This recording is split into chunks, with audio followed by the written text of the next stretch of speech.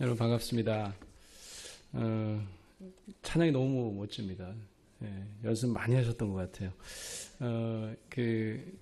와 보니까 또 우리 치과대학 주최 예배라서 너무 반갑습니다. 우리 이기준 교수님은 저희 딸아이를 이렇게 교정을 이쁘게 해주셔가지고 저 딸아이가 고등학교 때 했는데요. 지금 이제 대학교 저희 연세대학교 국제학부 지금 다니고 있는데요.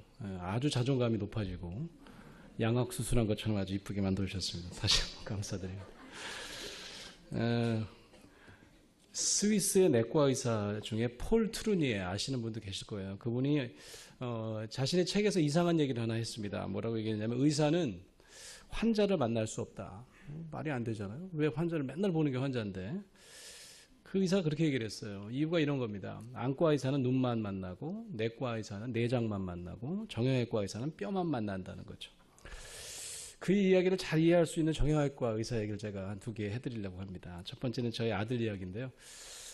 제가 귀국한 지 얼마 안 됐을 거예요. 제가 교회를 다니는데, 창천교회라고 이 교회, 우리 연대 바로 앞에 있는 교회를 다녔습니다. 근데 아내랑 같이 갔는데 저희 아이가 이제 막 태어나가지고, 둘째 아이인데요. 한 3살 정도 됐을 때 같아요. 막 걸어 다니고 막 그럴 텐데요. 교회 가야 되는데 당연히 이제 이 발발이들은 이제 엄마가 이렇게 가둬놓고 예배 보는 데가 있잖아요. 교회 가면 뭐라 그러죠? 하여튼 있습니다. 거기서 예배 드리는데 그 아내가 그날은 어디 딴 교회 가서 찬양을 해야 된다는 거예요. 이제 음악을 하는데 저희 아내가. 그래서 나보고 데리고 가라는 거예요. 그래서 갔더니 주로 아주머니 되게 계시잖아요. 깜짝 놀라는 거예요. 제가 들어가니까 되게 불편해 하시더라고요. 그래서 거기서 아이들이랑 같이 예배 드리는 게 쉽지 않을 것 같아서 어떻게 할까 했는데 마침 아이가 막 이렇게 돌아다니자고 그러더라고요. 그래서 예배 시간에 그냥 막 싸돌아다녔습니다. 계단 올라갔다 내려갔다. 계단이 굉장히 많거든요. 창천교회. 가다가 한번 이렇게 탁 넘어지더라고요. 엉덩이를 이렇게 쿵 쪘어요. 근데 이렇게 울지도 않고 기저귀가 그때 있었던 것 같은데 그래서 그런지 집에 왔습니다. 집에 와서 이제 아내가 밤늦게 왔어요. 그래서 잘 지냈냐? 그래서 너무나 잘 지냈다. 예배 잘 봤냐? 그래서 그냥 잘 봤다 그랬어요. 그랬더니 애 보고 일로 와봐 그랬더니 애가 이렇게 쩔룩거면서 오는 거예요. 처음에 장난치는 줄 알았어요. 그래갖고 아니 또 왜 그러냐 했더니 애가 지가 저는 걸 보더니 깜짝 놀라는 거예요. 근데 막 울기 시작합니다. 내가 왜 절지 그러면서 이제 아프다는 거예요. 그때부터요. 그래갖고 애 엄마가 난리 났어요. 어떻게 무슨 짓을 한 거냐? 난 아무 짓도 안 했다. 그러니까 막 그냥 미국에서 온 지 얼마 안 됐을 때 갖고 막 찾아봤어요. 잘못된 거 아닌가? 보니까 주사 하나 안 맞힌 것 같기도 하고 어쩌고 이러더라고요. 다음 날에 이제 병원을 가자고 자는 겁니다. 9시부터 자는 겁니다. 그때 이렇게 아프다 그러면 그냥 가면 되잖아요. 그죠? 응급센터 가면 되는데, 그땐 그 생각도 못 했어요. 아침에 빨리 일어나가지고 9시 반에 문 여는 데 가서 이제 정형외과 가자 해서 이제 밤새 자는 애를, 막 울면서 보채는 애를 데리고 이제 병원에 갔습니다. 병원에 갔더니, 집 앞에 있는 정형외과였어요.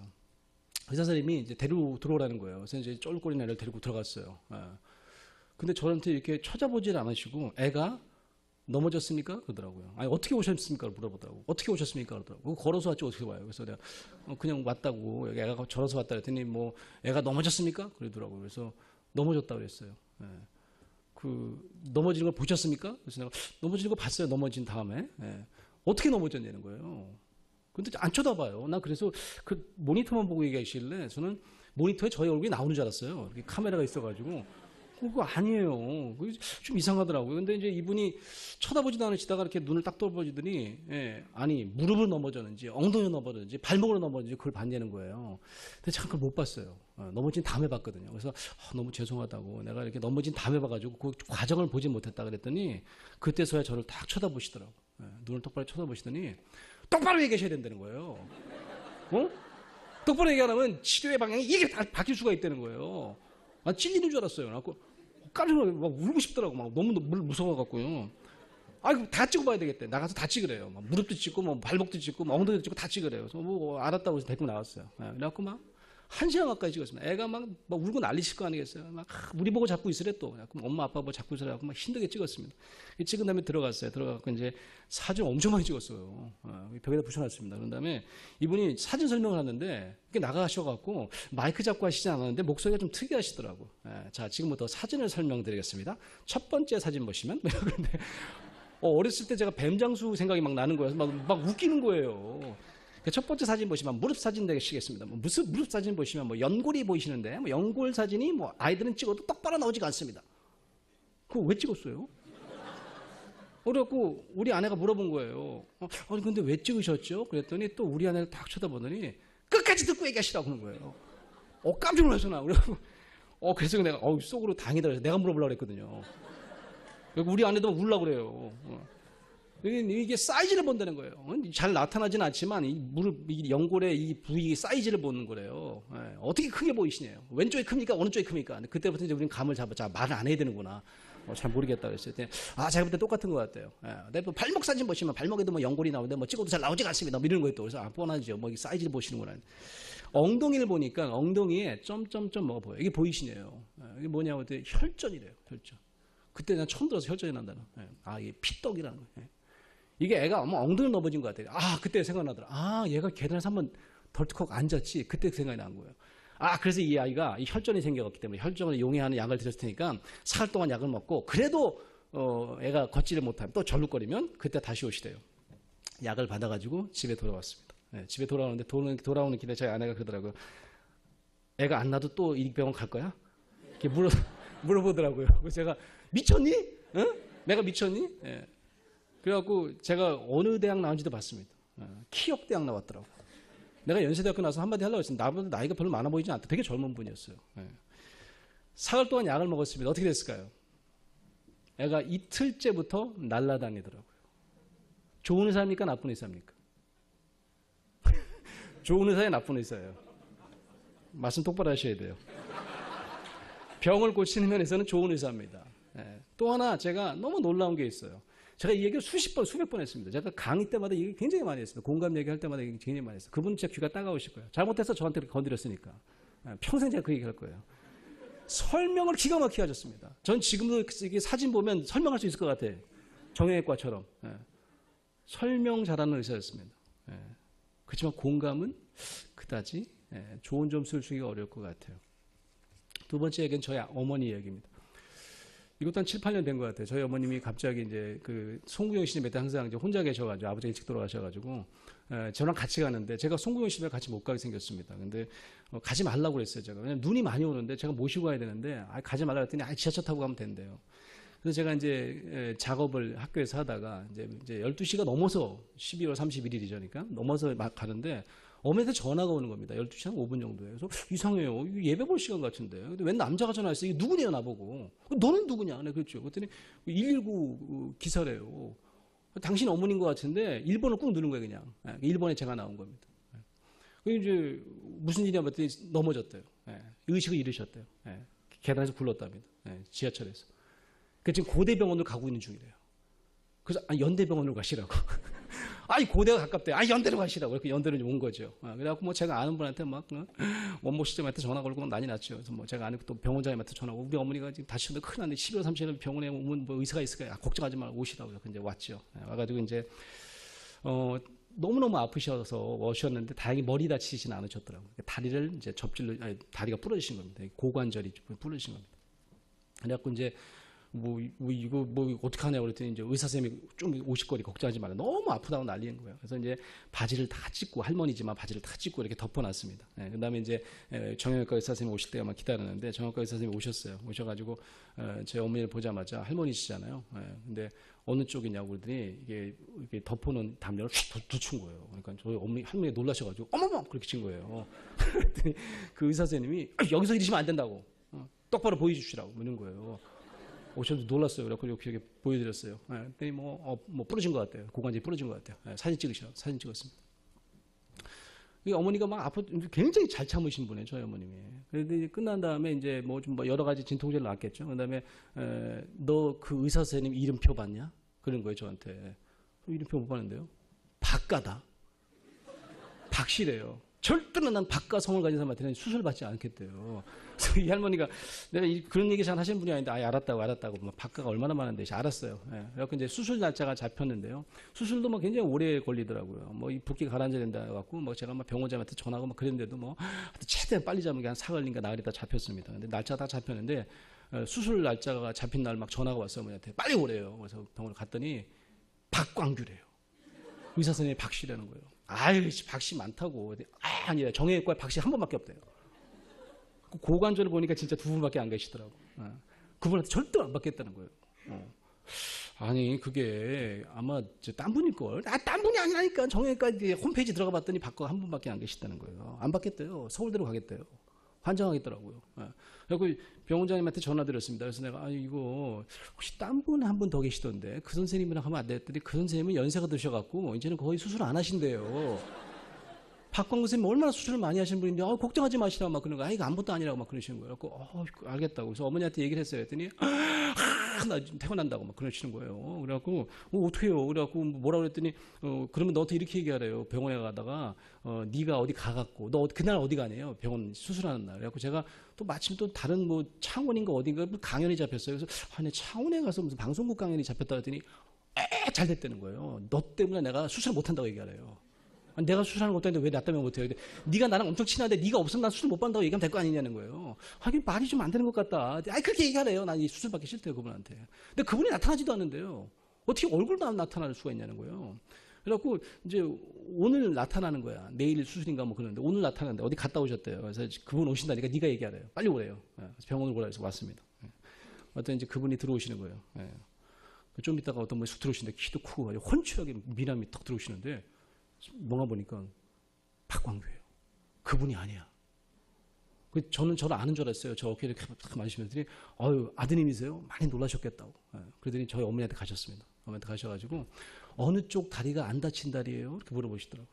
그래서 이제 안 다친 다리 쪽 얘기했더니 그 다리를 만지기 시작하십니다. 이렇게 만지시면서 어머니 많이 놀라셨겠다. 어머니 이 수술이 있잖아요. 진짜 많이 오는 수술이에요. 연세 드신 분들은 정말 하루에도 몇 번씩 오는 수술이거든요. 근데 대한민국에서 이 수술을 제가 제일 많이 했을걸요. 그러니까 어머니 너무 걱정하실 필요 없어요. 얘기하는 거예요. 우리 어머니면 눈물이 글썽글썽하고요. 저는 그걸 쳐다보는데 저는 진짜 그분이 그 할머니 아들인 줄 알았어요. 저보다 훨씬 괜찮아 보이시더라고요. 그래갖고 우리 어머니가 이제 막 거의 감동을 먹어가지고 그래서 그분이 쏙 나가셨어요. 그래서 우리 어머니한테 뭐 수술 안 하신다며 내가 없으면 안 된다면서 했더니 네가 왜 필요하냐고 네가 왜 필요하냐고 가라고 걱정하지 마라. 그래갖고 수술을 잘 받으셨어요. 5년이 지나가지고 뭐 이렇게 검사하는 게 있는데요. 저희 어머님이 그래서 수술하기 전에는 못 걸으실 거라고 했어요. 거의 저실 거라고 했어요. 저실 가능성이 90%라고 했어요. 근데 저긴 졌어요. 근데 잘 안 보여요. 키가 작아서 그런지 잘 안 보여요. 그리고 뼈가 안 붙었어요. 결국 뼈가 안 붙더라고. 이게 이제 골다공증이 심한 분은 이게 잘못 이거 못을 비유를 하시더라고요. 못을 박으면 자꾸 붙어지니까 굉장히 수술이 조심스럽다면서요. 근데 멀쩡하게 잘 걸어 다니시잖아요. 저희 어머니 그래서 뼈가 안 붙었다고 그래서 내가 저희 어머니한테 그것도 어떻게 뼈가 안 붙어. 수술 5년이 지났는데 했더니 뼈 붙는 게 뭐가 중요하냐고. 뼈 붙는 게. 내가 걸어 다니는데 무슨 뼈 붙는 게 중요하냐는 거예요. 아니 앞에 있는 의사는 그렇게 잘 고쳤는데도 욕을 먹는데 이분은 뼈를 붙이지 않아도 때가 되면 뭐 좀 사서 드리라고 그러고 말이죠. 지금 중국 가신 걸로 제가 알고 있어요. 제가 이철 병원 의료원장님 때 한번 와서 특강을 한번 하라고 하셨는데 리더십 이렇게 높으신 분들 교회 병원에 우리 선생님들 모시고 하는 세미나 했던 것 같아요. 그때 박광규 선생님 얘기를 했습니다. 실명 그때 얼마 안 됐을 때 박광규라고 이런 의사들 때문에 세브란스가 사는 거라고 막 그랬더니 그분이 전화를 엄청 많이 받으셨나 봐요. 칭찬을 많이 받으셨나 봐요. 근데 저희 어머니한테 그랬대요. 제가 도대체 뭘 했길래 칭찬을 받는지 잘 모르겠다고 그랬대요. 멋있는 분 아닙니까? 오늘 본문 말씀은요. 죽은 지 나흘이나 됐어요. 냄새가 굉장히 많이 나는 나사로라고 하는 사람을 예수님이 살리시는 장면입니다. 이 본문 있잖아요. 우리 의사선생님들 그럴까요? 죽은 게 맞을까요, 이거? 만약 이렇게 생각하시고, 이게 옛날이라서 이 사망 진단에 오류가 있었나 보다. 그러니까 냄새 났다는 건 도대체 뭐죠? 더 이상한 게 있어요. 진짜 이상한 건 이겁니다. 전 이게 더 이상하다고 생각해요. 좀 있다가 이 사람을 살릴 거예요. 살리실 거라고요. 부활시키실 거라고요. 그런 예수님이 왜 살리시기 전에 오늘 본문에 보니까 좀 이상한 점이 발견됩니다. 예수가 눈물을 흘리시더라 이렇게 되어 있어요. 곧 살리실 텐데 왜 쇼를 하시는 거예요? 왜 우시는 거예요 도대체? 말이 안 되잖아요. 여러분 원어 성경에 보면 어떻게 되는지 아세요? 눈물을 콸콸 쏟으셨다 이렇게 되어 있습니다. 그냥 이렇게 쓱 흘리신 게 아니에요. 콸콸 쏟으셨다는 거예요. 앞절에 보면 이렇게 나와 있습니다. 심령의 비통히 여기시고 불쌍히 여기시사. 그가 마음이 상한 이들과 뜨겁게 공감하시는 장면에 가장 저는 아키타입이라고 생각해요. 원형적인 장면이라고 생각해요. 저는 이 장면이 한 생명을 살리는 부활의 기적보다 더 훨씬 중요한 장면이라고 생각합니다. 아까 말씀드린 폴 트루니에는 이렇게 얘기했어요. 의사가 환자의 감정과 만날 때, 환자의 필링과 만날 때 비로소 환자와의 참 만남이 시작된다. 많이 놀라셨죠? 너무 걱정 많이 되시죠? 별 말씀 많이 하셨는데, 근데 심지어 이런 만남은 폴 트루니에는 이런 얘기를 해요. 하나됨을 만들어낸다. 커뮤니언을 만들어낸다. 연합을 만들어낸대요. 이 단어는 기독교에서 성찬을 얘기할 때 쓰는 단어입니다. 커뮤니언. 주와 하나 됐다는 거죠. 폴 트루니에는 이렇게 정의합니다. 환자가 의사와 서로 감정을 나눌 수 있다면 이것은 영적인 경험에 속한다. 그런 얘기를 했어요. 저는 저희 어머니나 제 경험을 미루어 보면 저의 감정을 만져주신 의사 선생님과의 경험은 아마 적어도 의사 선생님은 모르겠습니다. 직접 하신 분은 내가 뭘 잘했다는 거지 모르실지 모르고. 근데 환자에게는 분명히 그건 영적인 경험이에요. 세브란스 우리 의료원의 표가 뭡니까? 하나님의 사랑으로 인류를 질병으로 자유롭게 한다. 아마 이렇게 생각하실 거예요. 아예 그냥 표니까 이해가 된다. 의술로 사람을 고치는 거고 질병을 자유롭게 하는 거지. 하나님의 사랑으로. 하나님의 사랑한다면 돼? 저는 이렇게 해석합니다. 하나님의 사랑이라는 건 어떤 의미냐면 그리스도를 이 땅에 보내주신 사건의 그 정신을 아느냐입니다. 하나님께서는 우리 왕 정말 가슴을 맞추기 위해서 하늘을 위해서도 얼마든지 사랑한다고 말로 하실 수 있었을 텐데 우리와 정말 가슴을 맞추고 가슴 높이를 맞추기 위해서 공감하기 위해서 우리의 가슴으로 내려오신 사건입니다. 아무쪼록 우리 세브란스가 예전에 그런 적이 있었어요. 설명 잘하는 세브란스. 그래서 제가 그 세미나 때 그 얘기했던 것 같아요. 설명 잘하는 세브란스. 그 앞에 있는 분들 얼마나 설명 잘했어요. 그죠? 근데 사실은 공감 잘하는 세브란스가 돼야 되지 않겠냐. 그래서 그런지 그 설명 잘하는 세브란스가 빠지가 금방 없어졌어요. 제가 기여했던 것 같은데. 아무쪼록 우리가 이 하나님의 사랑으로 하나님의 이 공감 정신을 구현하는 병원으로 환자를 진심으로 이해하고 그들과 연합하는 어쩌면 그들에게 영적인 경험을 제공하는 남다른 병원이 되기를 주의 이름으로 축원합니다. 아멘.